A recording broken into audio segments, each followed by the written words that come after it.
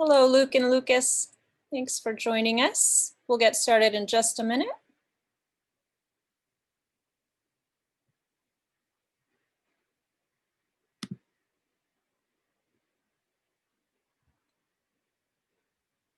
Welcome, Sarah.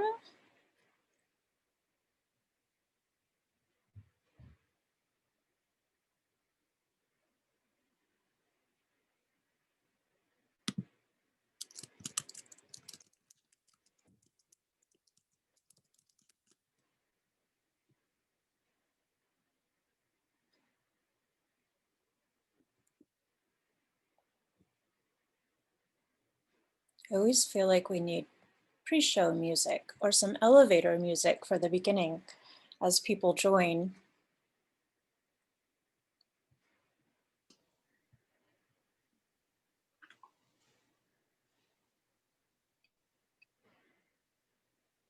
Robin, if you want to go ahead and get started, I'll just continue to admit people.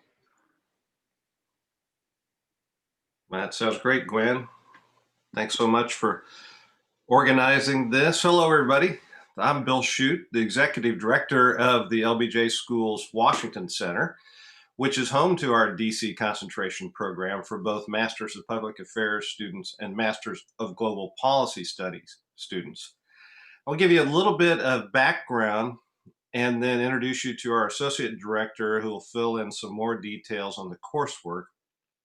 But this is basically a full-blown master's program in public affairs that's in a concentrated nature. And it's unique for a couple of reasons.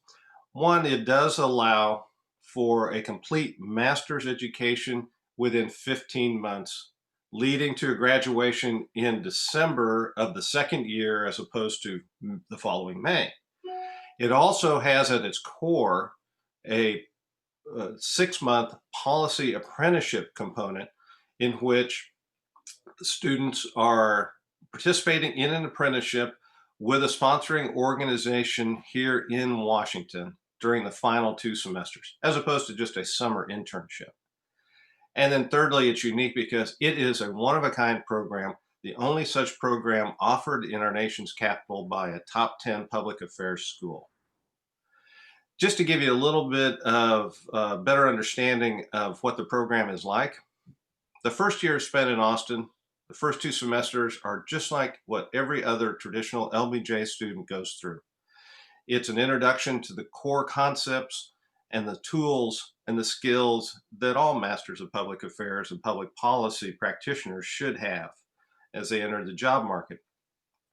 But whereas most students will then find a research project or an internship or work as a student assistant during that first summer, students in the DC concentration immediately transition to Washington.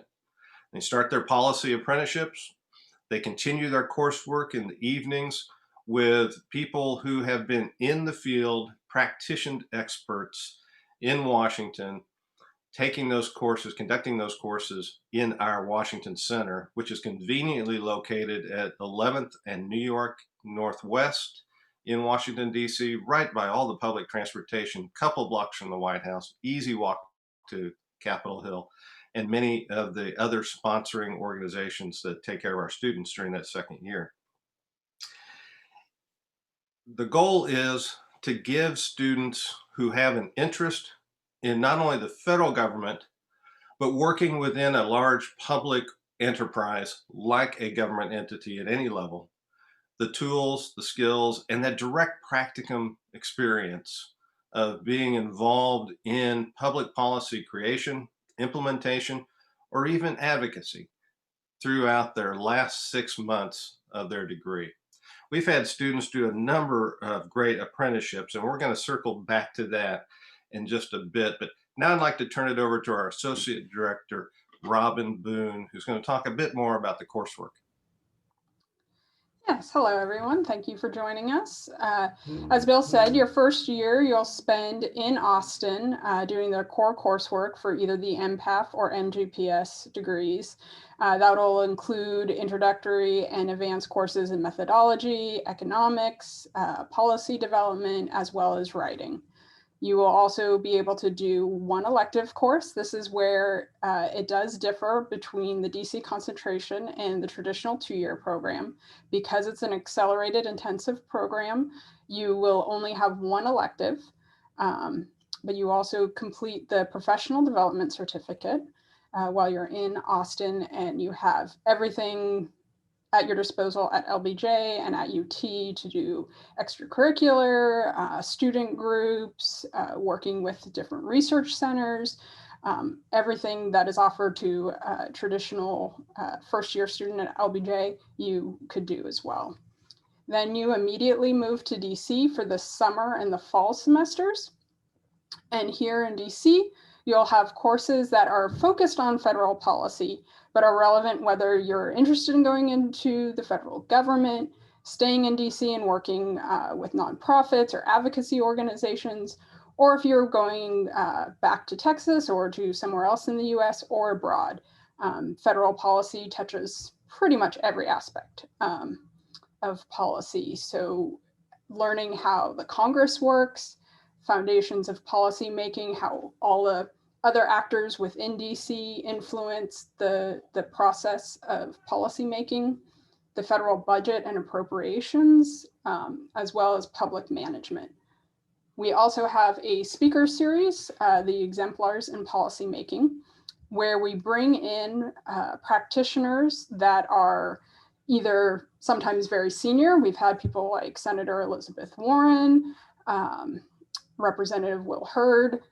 We're bipartisan, so we get everybody, as well as younger professionals just entering or recently entered the policy world, so that you get a feel for how did they get to the position that they're at, what is the type of work they're doing.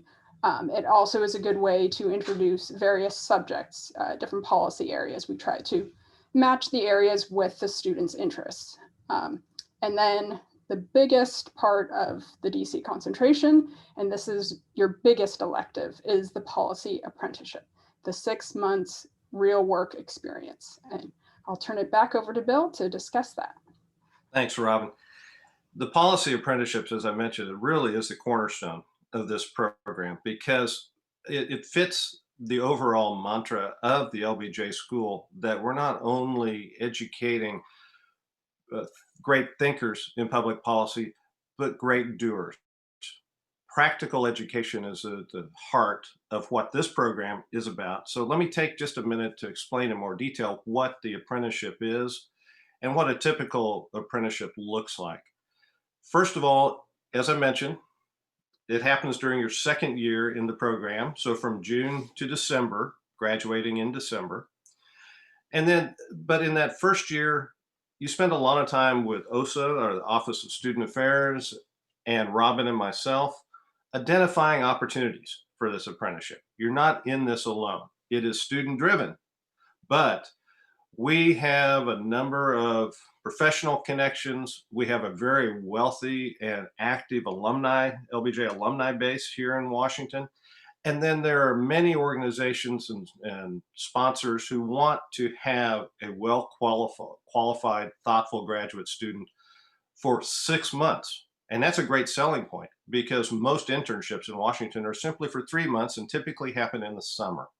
And yet here's an opportunity to have someone with a graduate experience who's thoughtful, well-educated, very professional already by their second year, come in and spend an entire 6 months with an organization and really get your hands dirty doing some fantastic policy work. But we'll help you identify those opportunities through the first year.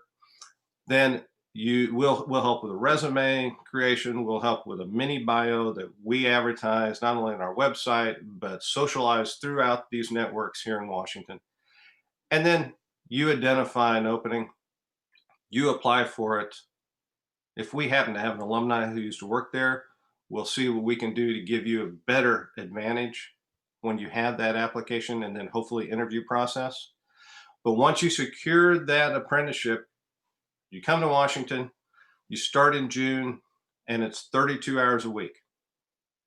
And that's basically a full work week. We prefer it to be 32 over 40 because you are going to be taking classes. You need that time, that extra time to do your work. You're going to have projects during your apprenticeship that that you will have to manage. But also, we keep Fridays open for, as Robin mentioned, this exemplar series of speakers, or perhaps some professional development workshops as you get closer towards graduation to help you prepare for the job market. In fact, we have one coming up this Friday from one of our more active alum. She's conducting a course on advocating for yourself. And we're following up in a few weeks with one on salary negotiations.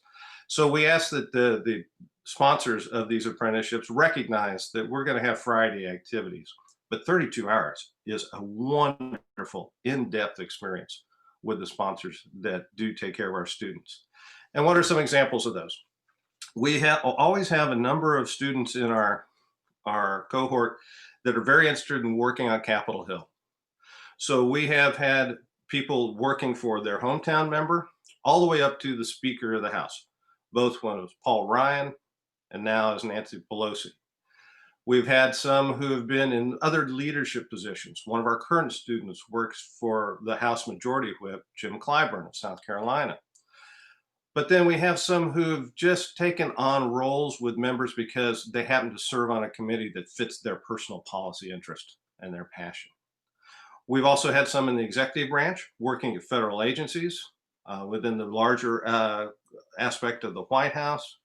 Also some that have done some very high profile positions that have led to great opportunities. We currently have one student at the Department of Labor who was basically given a promotion after his third week and almost guaranteed a full-time position just because of his great talent, but also the fact that they are thrilled with the type of student that they got out of the LBJ school. So we're hoping to grow that relationship as we go forward.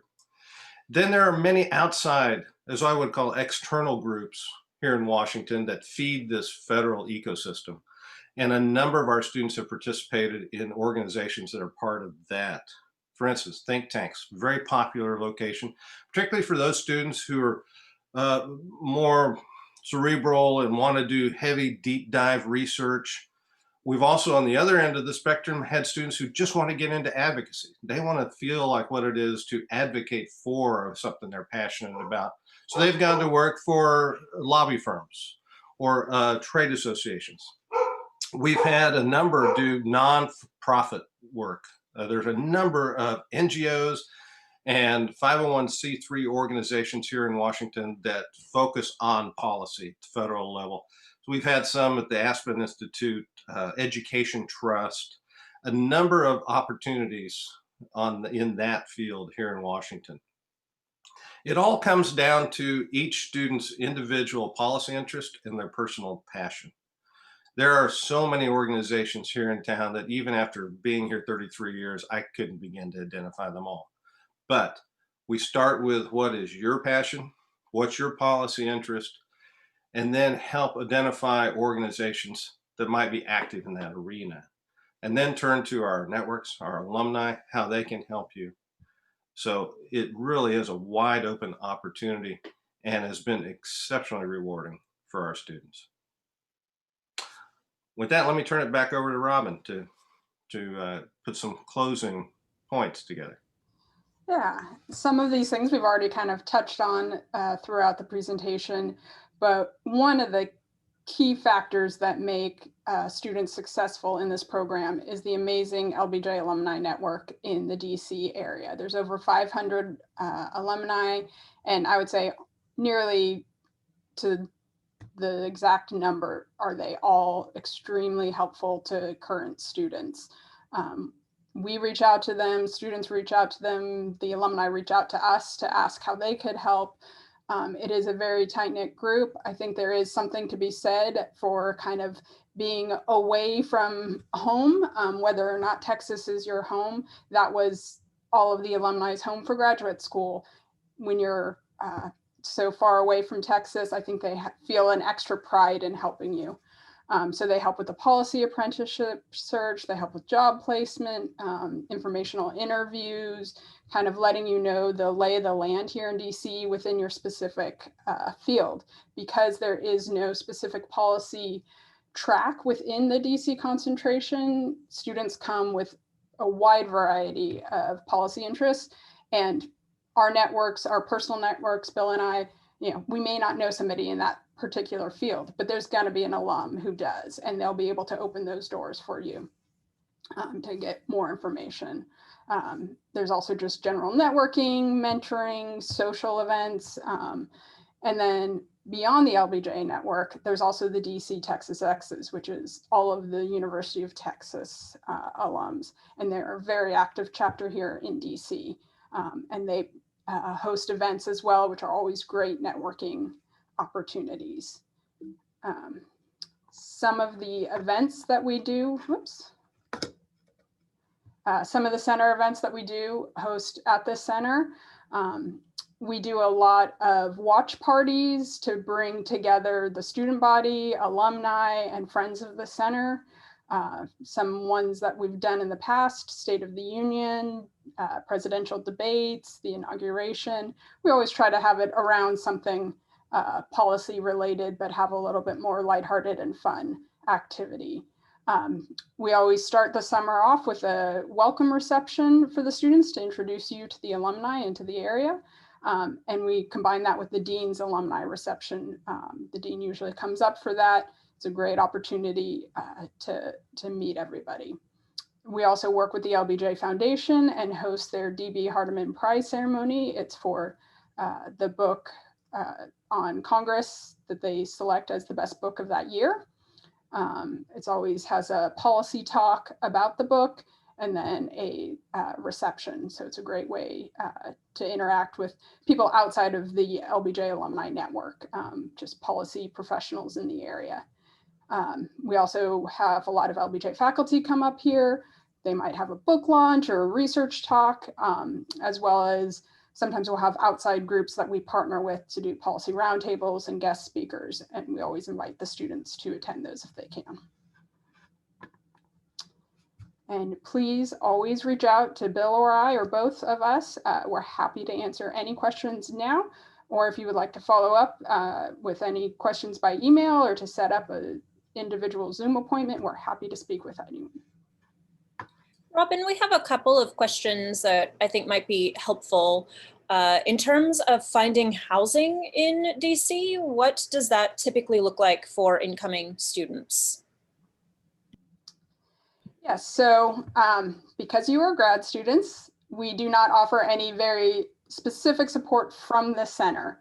However, there's always a lot of support from alumni as well as students. Our cohorts often have students who have experience in DC, as well as the larger LBJ student body often has a lot of students who've come from DC.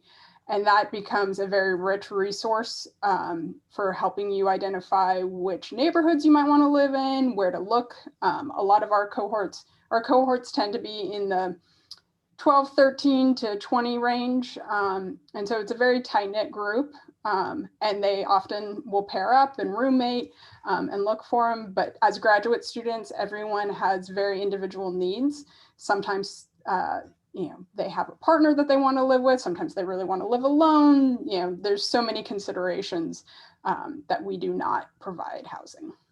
I will tell you anecdotally, the current cohort who's in Washington right now struggled with this very question because just as they were getting ready to do their transition to Washington, the pandemic kicked in, shutdowns were happening, DC was in lockdown phase. And so we did the entire summer virtually.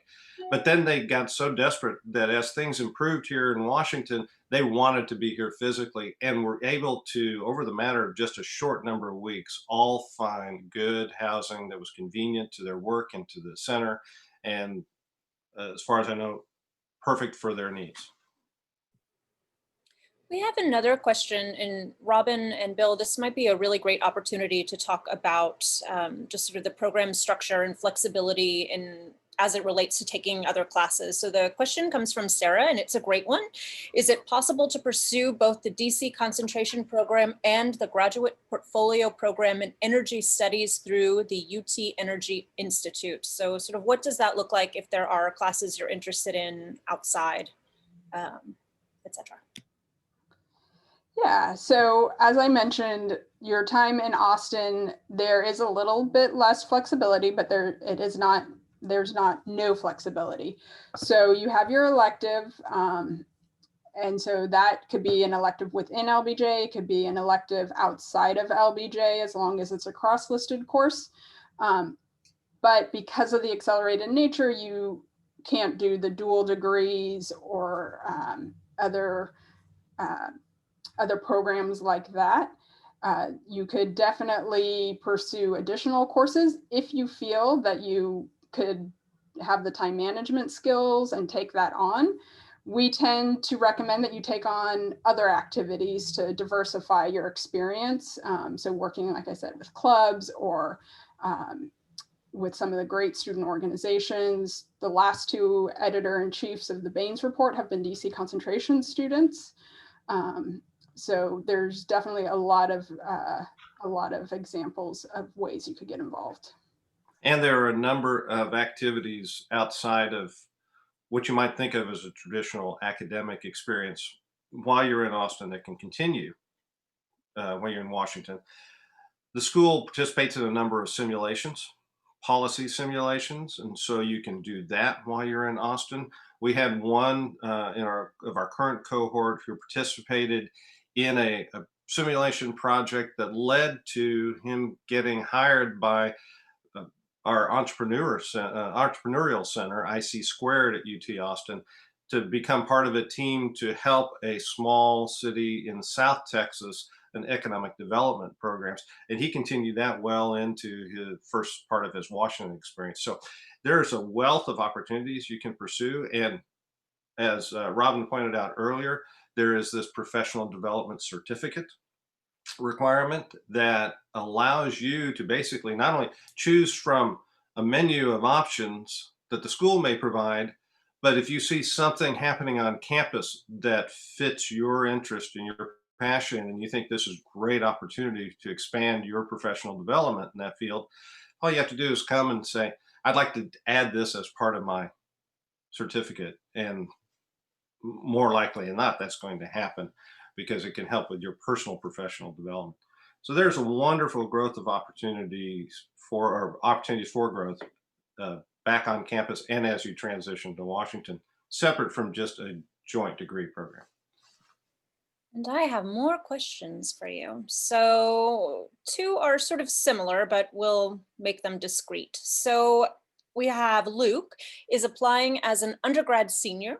Is there any advantage or disadvantage to applying to the DC concentration without full-time work experience? And would this impact the decision made? And I'm going to add, could you sort of give an overview of what an ideal DC candidate student profile would look like? And are there differences between an MGPS DC concentration student and an MPAF concentration student? I think the last part is easiest to answer. No, there's no real difference between those two type of students. In fact, we've had some who have been MPAF but have found an interest in international studies, and so they have found an apprenticeship that focuses more internationally, and they've gone on to do international type work. There's no set proscription on whether you as a particular individual fit an MPAF program or a GPS program, but we'll have a conversation with you during the application process and point out the differences in the programs to help you make an informed decision. As for the timing of entering the program, we've had a number of students who've come right out of undergrad. Most of our students, admittedly, however, have been in the workforce for a couple of years. They're not older by any perspective, but the majority have been out doing something for 2, 3, maybe even 5 years. That's the only reason that comes into any play as we factor in what might, if the program is a good fit for you, is not based on a prescribed number of our expectation of have you worked for 5 years or whatever, but more about, are you in a state where you can get into grad school, succeed in that first year, and transition to Washington and succeed while you're in Washington? Because there are various stress points in that process. But people who have done it straight out of graduate school have thrived.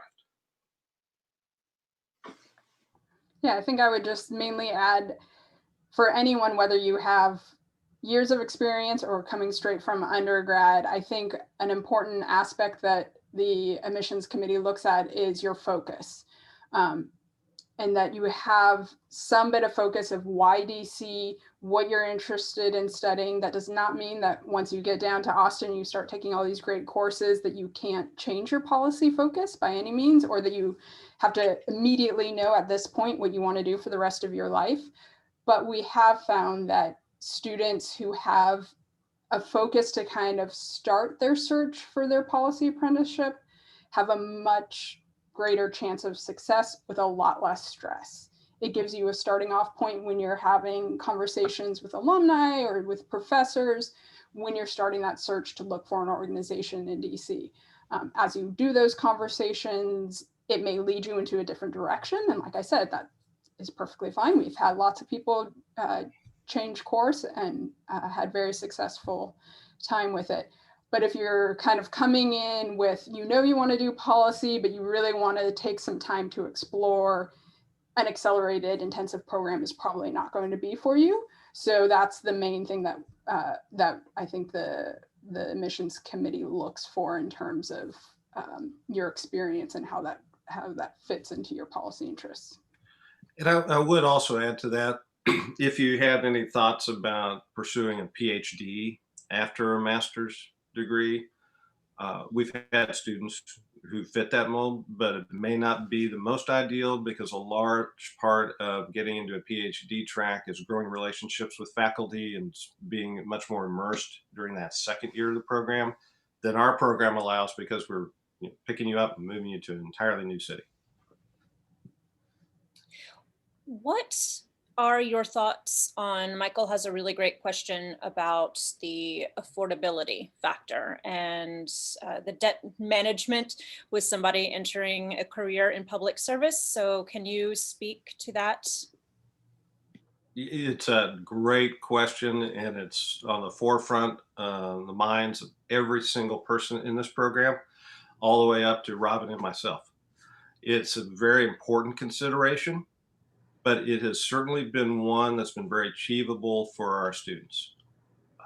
While it's not a guarantee, and while it's not, the resources aren't there to the extent that we would like them to be, there are fellowship opportunities.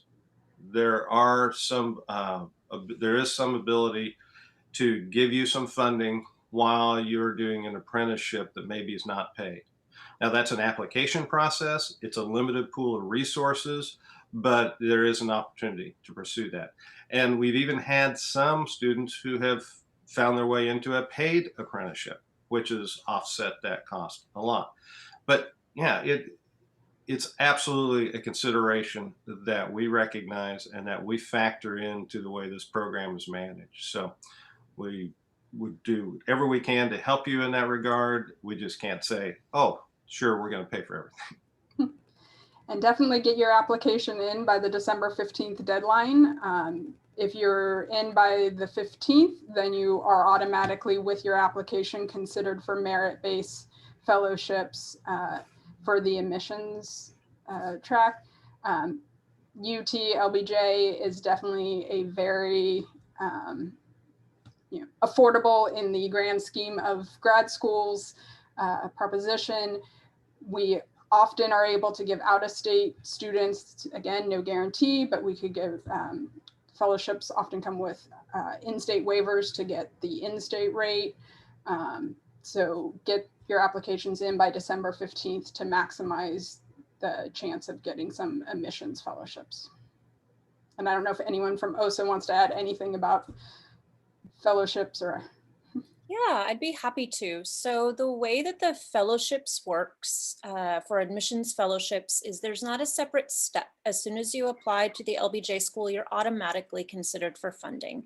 And so to piggyback on what has been said, the December 15th deadline, the fellowship money, if you think of it as like a big pot, it hasn't been tapped yet, right? So that doesn't mean that if you apply by the final deadline, you won't receive funding. It just means that as we roll through our admissions cycle, that pot gets smaller and smaller and smaller, right? So we do encourage all students to apply early.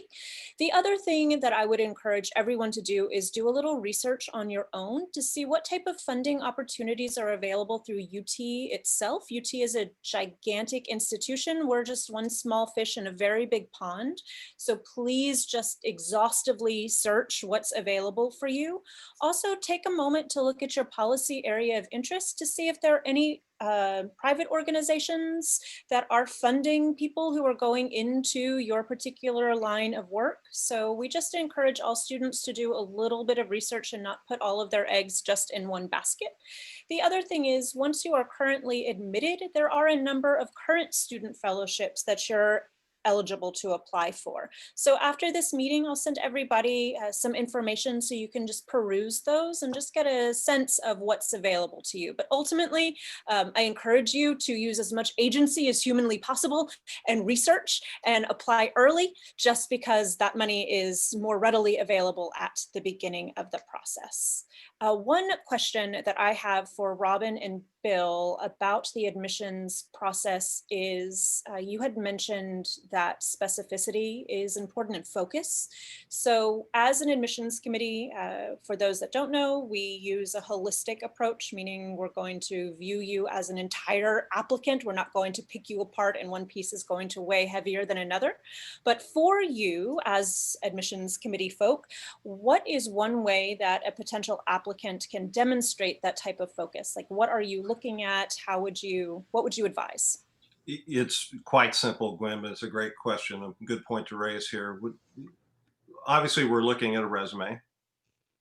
We do look at the transcript to see where students may have steered their own interest by the courses they selected. But what really matters is that statement of purpose that you submit with your application, because here's a narrative opportunity to not only introduce yourself to us, but to explain exactly what's appealing about this program and what the potential that you see for yourself as you exit the program. And as Robin said earlier, why we don't hold people to where they are today versus where they are 2-3 years from now, it helps give us a good sense of what matters most to you, and does that fit well with a graduate program in public affairs. Thank you. That's very helpful. I know often we have questions about that. And Gwen, I see one other question from Luke that I thought was very timely given, circumstances of the past year. The question is about opportunities for graduate or teaching assistantships. And this is something that has morphed quite a bit due to the pandemic. LBJ School, largely through the great work of Dr. Kate Weaver, who's joined us on the call here, has created more opportunities for students who may be struggling to find an apprenticeship in a virtual world to act as a teaching assistant or graduate research assistant. And there is some funding that comes with that. We had 2 of our current cohort take that path this summer when their apprenticeships fell through, or they couldn't identify one that would be conducted virtually during lockdowns. And I think they both found it very rewarding. It was an opportunity for one that I worked with to dive a lot deeper into his personal passion and policy interest, because it fit well with a course that I teach. So those opportunities have grown a bit. Again, all based on available resources and the availability of faculty to take someone on to do that. But the flexibility has increased for that in the past year. And while you're in Austin, there's the opportunity. Many of our students have actually been a TA for professors outside of LBJ, especially for undergraduate courses. Sometimes the LBJ professors tend to prefer second year students for their TAs, just so that you have 1 year of your grad school under your belt. But there certainly are opportunities, and many of our students have had research positions with the various research centers associated with LBJ, so that there's a little bit more flexibility for first years with those opportunities while you're in Austin. And we have 2 more questions, both of which are great. And Dr. Kate Weaver, I also might loop you into this one. A lot of schools have a Masters of Public Policy, MPP degrees. What is your definitional difference between MPP and the MPAF? I'm happy for Dr. Weaver to. Yeah, Kate, this is your. Oh dear, I say, Bill, I was going to ask it if you could answer it. Personally speaking, I think the two things are conflated quite easily, and there's very little difference in practice between an MPP and an MPAF degree. The legacy behind this is actually the distinction between MPAF and public administration. MPAF being a much broader degree that delves into the leadership and legislative making around public policy, whereas public administration was mainly geared towards the technical training to help municipal, city, state legislatures actually implement legislation. So public affairs and public policy are basically that higher level order of actually creating policy and law and evaluating it. And so the key distinction there is an important. The difference really is between public administration and public policy or public affairs. Thank you. Thank you, Kate. That I could not have done that. You did a great job.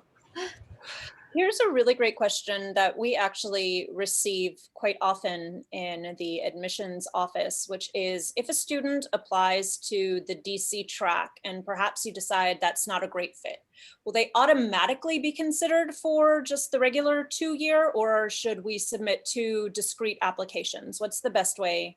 What do you advise? One time, do it once. In fact, we've had a number of conversations with applicants on both sides of that coin, really.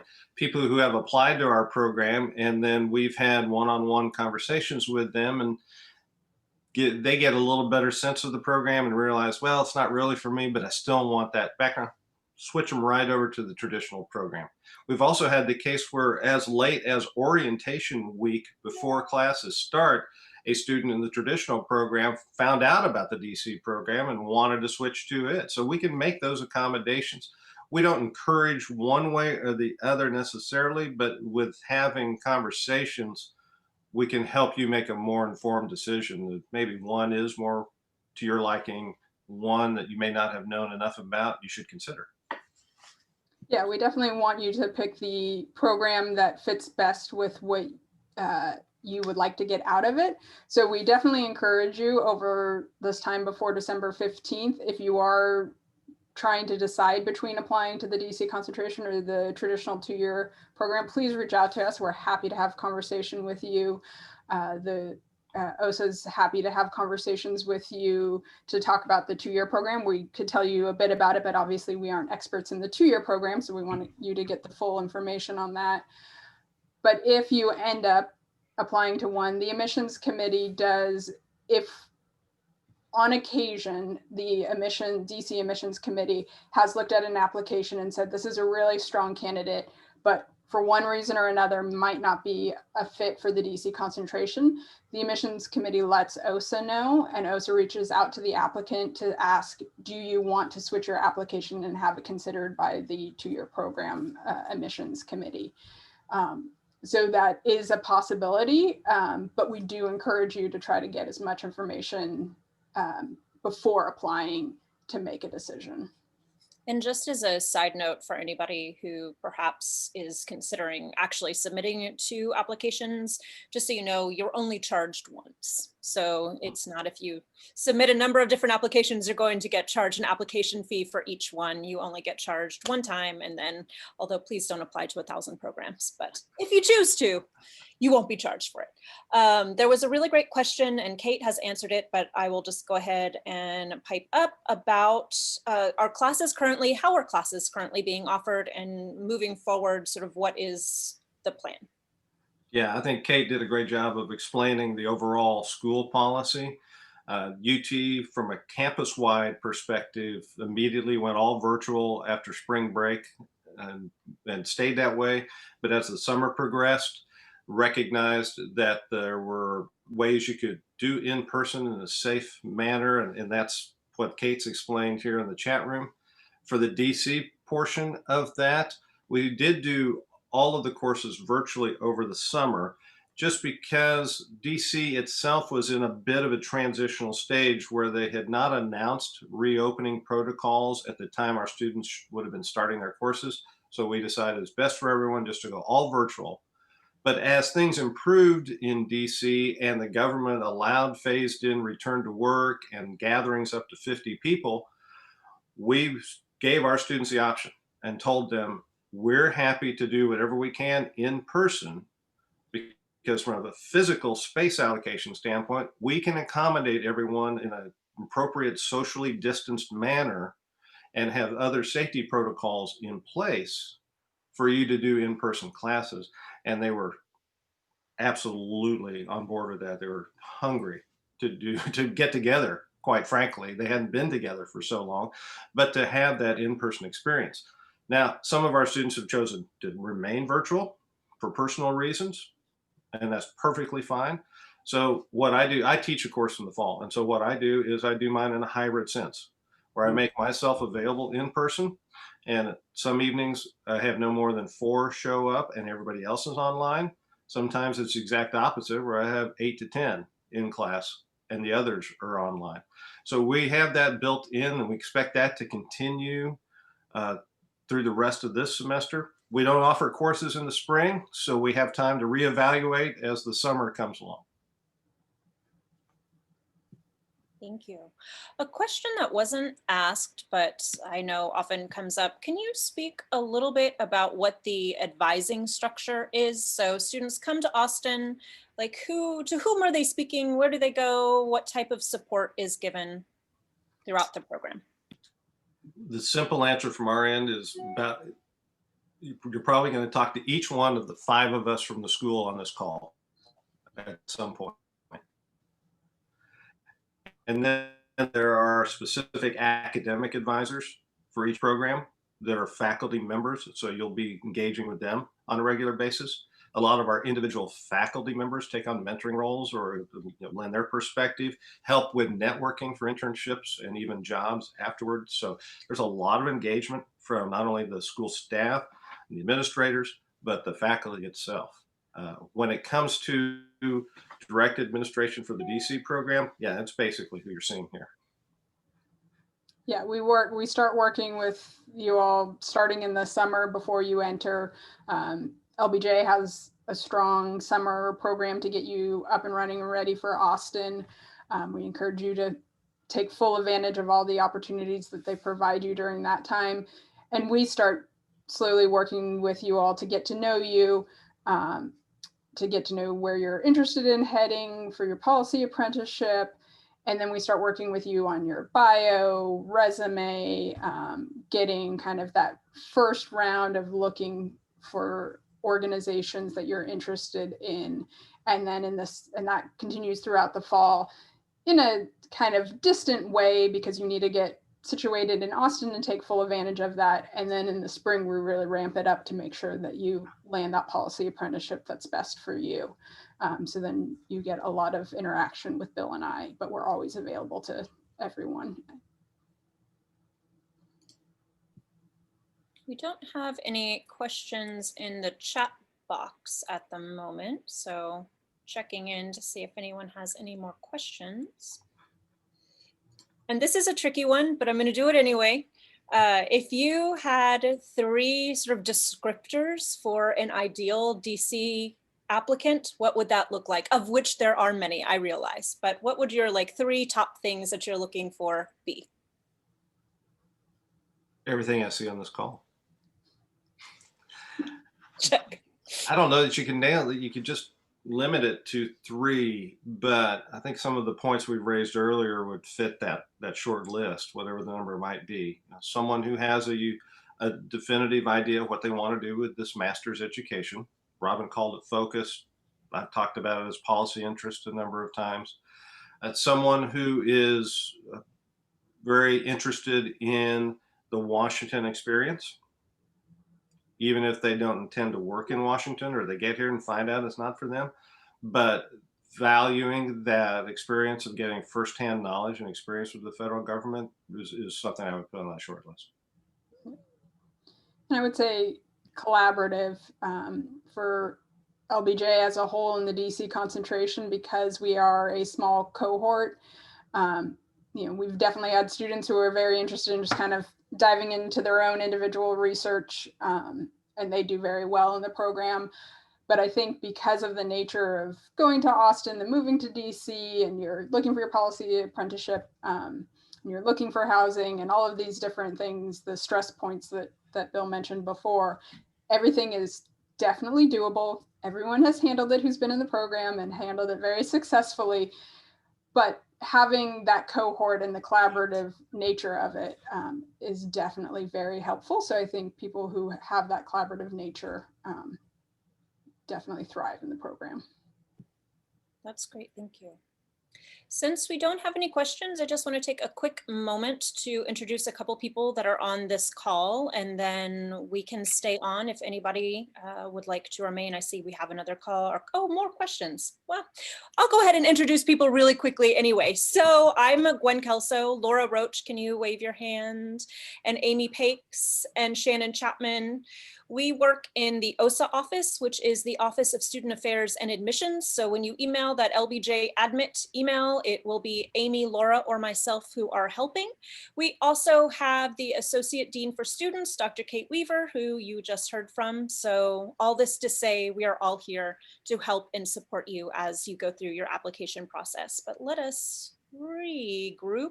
What research opportunities are there at LBJ in the first year, or is that something worked into the DC track portion?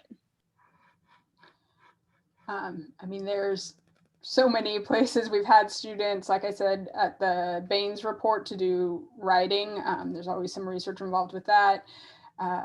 Dr. Weaver runs the IPD for international development, which is a wonderful program that a lot of students in the DC program have gone through. There's the Urban Lab, Clement Center, Strauss Center. There's so many different research centers. I encourage you to look at the website. There's a research center drop-down menu on the LBJ website and take a look. All of them have opportunities for students even in their first year that you could apply to, and also CHASP for child welfare and social policy, RGK Center for nonprofit. I think I got most of them. If I missed any. And on the DC end, your policy apprenticeship is the best research opportunity you're going to be ever given, because you're going to be working hand in hand with people who are on the ground creating policy, implementing policy, advocating for policy change, and they need people like you to dive deep into figuring out what is the current policy standpoint, what's some of the data showing, whatever they may need for their project is going to give you firsthand, real world, practical research experience. Sarah had a great question about connecting with current students or recent alumni. So please do email that LBJ admit email address and we will connect you with a current student. We can work with Robin and Bill to get you connected. Yeah, and then again, once you've made the decision to apply, we make sure that our alumni network here in Washington is aware of everyone who's considering the program as well, in case that they would like to reach out to you, or they may have some personal connection, or we think you should be talking to them for whatever reason. They've been very receptive to that. And as we're sort of winding down here, are there any sort of last thoughts you'd like to share with potential applicants to the DC program? Do it. It's a great program. I didn't explain on the front end, I've only been involved internally in this role for just a bit over a year, but I have been involved as a professor in the program since inception. And it has really impressed upon me the quality of students that we get through the program. They are from completely unique and diverse backgrounds and personal and professional experiences, but they work well together as cohorts, and they translate their unique personal professional experiences that they have in the Washington portion of the program into fantastic careers. We're seeing some of our early alum who are still traveling the globe doing food sustainability for world NGOs, and some who are still on Capitol Hill and loving every minute of it. I would echo everything Bill just said. Absolutely. Robin, maybe you can put up our last slide one more time so you guys can capture our email addresses if you didn't get the first time around. And we certainly would welcome any contact, encourage you to reach out with any further questions you may have after the fact. But I would wrap up by saying thank you for your time and your interest in the program. Yeah, and just one little extra note, that building there in the background, that's actually the Washington Center. We're there on that second floor right underneath the 1100 New York Avenue. Lots of windows, lots of light. It's a great location. And we'll go ahead and stay on this Zoom for a couple minutes after the meeting. So if anybody has specific questions that they'd like to ask, we're happy to hang around and answer those for you. But for everyone else, thank you so much. As Bill said, do it. We hope to see your application this fall. Thank you, everyone.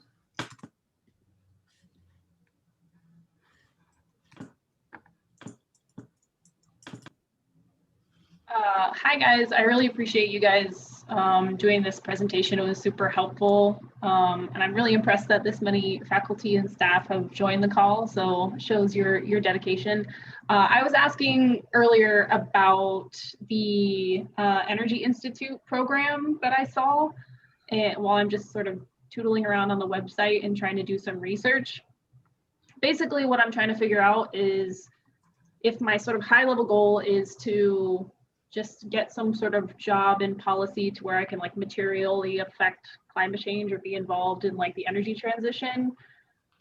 I'm trying to figure out like how to like prioritize like the energy side versus like the policy side. If I didn't apply to like, I guess either program in my initial application to LBJ, is that sort of like frowned upon, or should I just like try to apply to both and then whittle away from there? I'm trying to like muddle through it. Yeah, I'll defer to Kate because she has a better understanding of the rigors and demand of doing that. I will tell you that it's a great program. I'm firsthand experience with it is a gentleman who I had hired years ago, and he'd been out of school just for a couple of years, went back to school to go into that program specifically, and then has made a great career for himself here in Washington, worked at the Department of Energy, and now he's at Edison. And so it's a wonderful program. Kate can speak better to the rigors and the demands of doing that while you might be in Austin for only 1 year and then doing the DC concentration. Right. It may be difficult. I think we should probably have a one-on-one or connect you directly. Varun Rai, who's our Associate Dean for Research, is also the director of the Earth Institute. So we have that direct LBJ connection. There are so many options that I can give you, Sarah. I'm not even sure where to start. Because one that you may not have even thought of is we actually do have a dual degree program with Earth and Energy Resources. So if you are interested in marrying a much, let's say a deeper technical side around the energy sector and get the policy side with a great deal of rigor, you could do a 3-year, 2 master's degree program with either empath or GPS. That would be all in Austin, of course, but the advantage of having our Washington Center is even if you can't participate in the great DC concentration, that center is there for you if you're doing your internships in DC and so forth. And I think we're hopeful that in the future, regular degree students will also get to take classes at the DC program if interning in DC on a space availability basis, of course.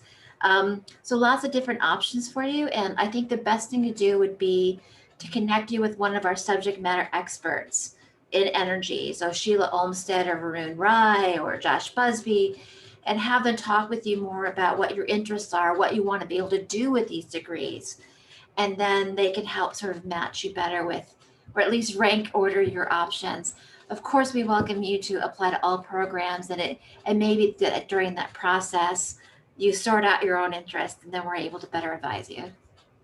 Yeah, I think we've had students who are very interested in climate change. And so I think it depends, as kind of Kate was talking about, like, do you want a deeper dive into the technical side of it? Then the DC concentration probably isn't the right track, because there won't be as much time to do that side of it.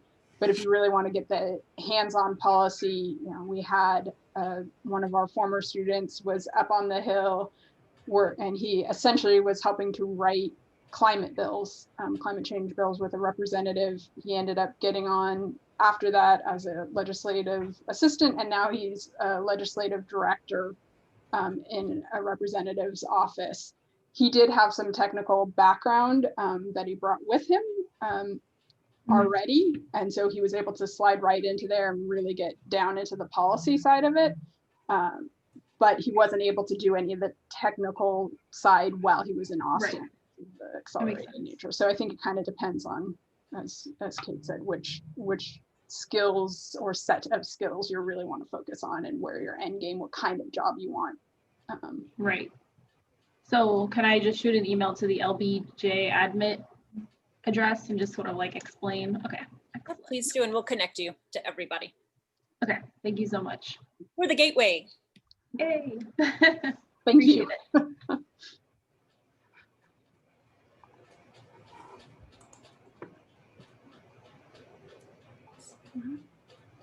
Let's see, Michael and Magid are still on the call. Do either of you have questions that you wanted to discuss with the crew?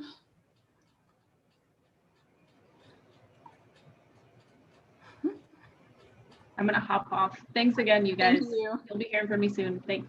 Bye. Bye, Sarah. Thank you. Well, I'm going to go ahead, and if Michael and Magid don't have any questions, I'm going to go ahead and, oh, nope, Michael, just wanted to see if anyone else had thought of something I hadn't. Great. Oh, Michael. Clever, resourceful. Very smart. We appreciate that. All right, thank you. Yeah, thank you. OSA team. Bye. Bye.